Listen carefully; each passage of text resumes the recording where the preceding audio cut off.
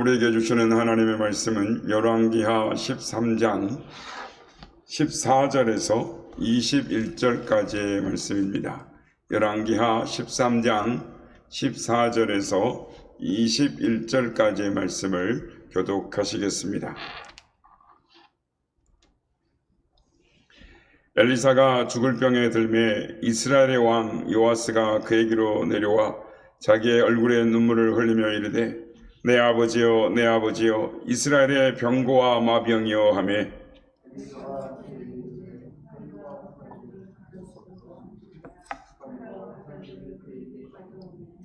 또 이스라엘 왕에게 이르되 왕의 손으로 활을 잡으소서 하매 그가 손으로 잡으니 엘리사가 자기 손을 왕의 손 위에 얹고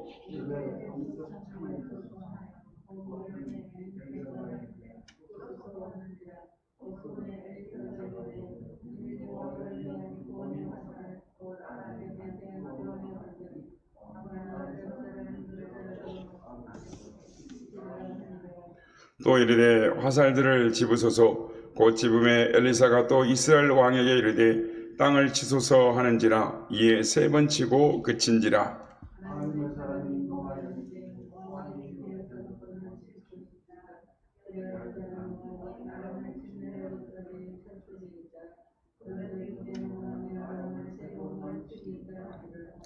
엘리사가 죽으니 그를 장사였고 해가 바뀜에 모압 도적대들이 그 땅에 온지라. 마침 사람을 장사하는 자들이 그 도적대를 보고 그의 시체를 엘리사의 묘실에 던지매 시체가 엘리사의 뼈에 닿자 곧 회생하여 일어섰더라. 아멘. 할렐루야. 오늘도 우리 예배 가운데 함께 하신 주님을 찬양합니다. 그리고 새벽을 깨워 기도의 향연으로 하나님 앞에 나오신 모든 성도님들께 하나님의 은혜와 평강이 함께 하시기를 기원드립니다. 본문을 보면 이스라엘의 위대한 선지자 엘리사는 병들어 죽었다라고 기록을 하고 있습니다. 그러자 이스라엘 왕 요아스가 병석에 누워있는 엘리사에게 찾아가서 즉 병문안을 와서 죽어가는 엘리사를 보고 내 아버지여 내 아버지여 이스라엘의 병고와 마병이여 하면서 눈물을 흘립니다. 우리가 아는 대로 엘리사 선지자는 위대한 선지자였습니다. 뿐 아니라 나라와 민족을 위해서 많은 일을 했습니다. 엘리사 선지자는 아람이 이스라엘을 공격하면 하나님이 주시는 영감으로 아람이 어디에서 어디로 들어온지를 알고 이스라엘의 요아스 왕에게 전달을 하여 그것을 대비하도록 했습니다. 그래서 항상 이스라엘을 아람의 공격으로부터 엘리사 선지자가 지켜주었습니다. 그래서 엘리사 선지자는 이스라엘의 은인과 같은 사람이었습니다. 이러한 엘리사 선지자가 병들어 죽게 되었으니 국방을 책임져야 할 이 요아스 왕으로서는 여간 안타까운 게 아니었습니다. 그래서 선지자가 병든 것은 국가의 위기였고 그래서 자기 와서 이스라엘의 병고와 마병이여 내 아버지여 하면서 슬피 울었던 것입니다. 그러자 엘리사는 자기 곁에서 슬퍼하는 요아스 왕에게 활과 화살들을 가져오소서라고 그리고 활을 잡으소서라고 말을 합니다. 그런 후에 요아스 왕의 손에 안차를 합니다. 그리고 동편창을 열고 활을 쏘시오. 이 화살은 그 화살은 여호와의 구원의 살입니다 라고 말을 합니다. 그래서 화살을 쏘자 이제는 화살을 손에 잡고 그것을 땅에 치시오라고 말합니다. 그 말을 들은 요아스가 화살들을 잡고 땅에 3번을 칩니다. 그런데 문제는 지금까지는 참 분위기가 참 좋았는데 요아스를 향해서 그 병석에 누워있는 엘리사 선지자가 대노를 하는 것입니다. 적어도 6번은 쳤어야지 그랬더라면 아람 나라를 멸전할 수 있었을 텐데 3번밖에 치지 않았으니 아람 나라를 3번밖에 칠 수 없을 것이다 라고 화를 내는 겁니다. 그 병석에 누워있는 엘리사 선지자가. 엘리사가 선지자가 이렇게 화를 낸 것은 미리 요아스에게 그 화살들은 분명히 아람을 향한 여호와의 구원의 화살이라고 말을 했습니다. 그리고 그 손에 안차를 해주었습니다. 그리고 그 화살로 아람을 진멸하도록 아벡에서 치게 될 것입니다 라고 말을 했습니다. 적어도 그런 말을 들었더라면 간절한 마음을 가지고 세 번만 칠 것이 아니라 대여섯 번을 치고, 아니 엘리사 선지자가 그만 치라고 할 때까지 땅을 막 쳤어야 됐는데, 그러면 아람 군대를 땅을 내리치듯이 칠 수가 있었을 텐데 요아스 왕은 단 세 번만 치고 그만두었던 것입니다. 이것을 성경은 요아스 왕의 잘못이다라고 말을 하고 있습니다. 도대체 요아스 왕이 무엇을 잘못했다라는 말일까요? 왕 보고 치라 그래서 땅을 세 번 쳤는데 그것이 그렇게 큰 잘못일까요? 대체 무엇 때문에 엘리사 선지자는 요아스 왕을 나무라는 것일까요? 엘리사의 경우를 생각해 볼 필요가 있습니다. 열왕기하 2장에 보면 엘리야와 엘리사 선지자의 이 바톤을 하는, 바톤을 체인지하는 모습을 볼 수가 있습니다. 열왕기하 2장 12절에 보면 엘리사가 보고 소리 지르되 내 아버지여 내 아버지여 이스라엘의 병거와 마병이여 하더니 다시 보이지 아니하는지라. 이 엘리사가 자기의 옷을 잡아 둘로 찢고 2장 14절 엘리야의 몸에서 떨어진 그의 겉옷을 가지고 물을 치며 이르되 엘리야의 하나님 여호와는 어디 계시니까 하고 그도 물을 치매 물이 이리저리로 갈라지고 엘리사가 걷느니라 라고 말합니다. 여기서 엘리사가 엘리야에게 내 아버지여 내 아버지여 이스라엘의 병거와 마병이여 하면서 부르는 장면이 있습니다. 본문의 요아스 왕이 엘리사 선지자에게 이스라엘의 내 아버지여 내 아버지여 이스라엘의 병거와 마병이여 하는 장면이 똑같이 오버랩이 되는 것입니다. 그뿐 아니라 요단강물을 친다라는 것과 화살로 이 땅을 친다라는 말에도 비슷한 의미가 있습니다. 먼저 엘리사의 스승인 엘리야 선지자도 요단강을 건널 때 자신의 그 능력의 겉옷을 가지고 요단강을 갈라칩니다. 그리고 이리저리 치면서 요단강을 육지같이 건넜습니다. 그의 제자 엘리사는 승천하는 이 자신의 스승 엘리야로부터 떨어진 능력의 겉옷을 주어서 똑같이 요단강을 이리저리 칩니다. 그랬더니 요단강 물이 갈라져서 건널 수가 있었습니다. 엘리사는 능력의 겉옷을 가지고 요단강을 이리저리 치면서 세 번만 쳤는 것이 아닙니다. 그런 강을 건너면서 강을 건널 때까지 계속 강을 치고 걷는 것입니다. 그래서 요아스 왕에게 그렇게 명령을 한 것입니다. 그런데 요아스 왕은 너무나 소극적이었습니다. 그렇게 세 번만 쳐가지고는 아람을 진멸시킬 수가 없습니다.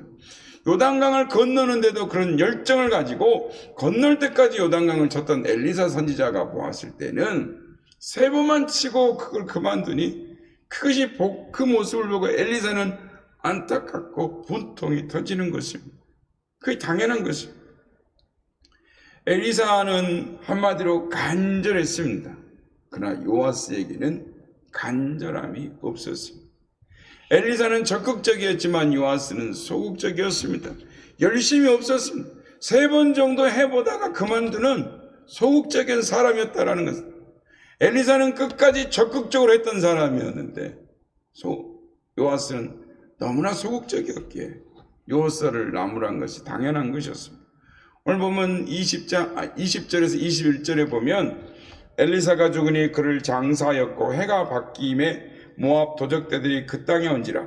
마침 사람을 장사하는 자들이 그 도적대를 보고 그의 시체를 엘리사의 묘실에 들어 던짐에 시체가 엘리사의 뼈에 닿자 곧 회생하여 일어섰더라 라고 말씀합니다. 이 이야기는 무엇을 뜻하는 것입니까? 병든 엘리사가 안찰해줬다고 해서 요아스는 그것이 별거 아니라고 대수롭게 생각했던 것입니다. 하지만 엘리사에게 있는 능력은 비록 그가 죽었어도 그 능력이 그대로 있어서 죽은 자까지도 살아나게 하는 힘이 있었다라는 것입니다. 이런 능력이 요아스에게 전달되었는데 손에 안찰 기도를 해주고 하나님의 예언을 해주고 아람을 치는 여호와의 구원의 살이라고 말했을 때 최선을 다하는 마음으로 요아스가 땅을 쳤더라면 너무나 이 아쉬운 마음에 성경은 기록하고 있는 것입니다. 우리는 흔히 신앙생활을 하면서 남에게 해만 끼치지 않으면 되지 뭐, 거짓말하지 않고 마음 비우고 욕심 없이 착하게만 살면 되지, 나 혼자 신앙만 잘 지키고 살면 되지 라고 생각을 합니다. 그러나 성경은 다릅니다. 우리에게 요구하는 것은 왜 열심이 없는가, 왜 간절함이 없는가 라고 지적하는 것입니다. 마태복음 25장 21절에 주님은 이렇게 말씀하십니다. 그 주인이 이르되 잘하였도다 착하고 충성된 종아, 내가 작은 일에 충성하였으며 내가 많은 것으로 내게 맡기리니 내 주인의 즐거움에 참여할지어다. 맡겨주신 능력을 가지고 최선을 다하는 자에게 착하다라고 말씀해 주셨습니다. 착함이라는 것이 도대체 무엇입니까? 맡겨주신 능력을 가지고 열심을 다해서 최선을 다해 노력하는 것이 주님 보시기에 착하다라는 것입니다. 성도 여러분, 하나님의 은혜는 누구에게 임하느냐 하면 하나님의 은혜를 간절히 사모하는 자에게 은혜가 임하는 것입니다. 간절하면 열심을 내게 되어 있습니다. 간절하면 최선을 다하게 되어 있습니다. 마가복음 5장에 보면 12회를 열중으로 알던 여인이 나옵니다. 많은 의사에게 괴로움을 받았습니다. 약에 헤엄도 없고 가진 재산도 다 허비하였습니다. 몸은 더 병이 중해졌습니다. 이제는 죽을 일만 남았습니다. 그런데 소문이 들리는 것입니다.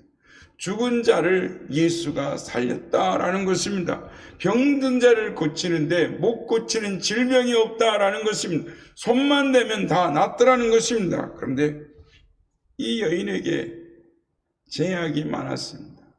이 여자는 병자에게 사람들이 많이 모이는 것에 갈 수가 없습니다.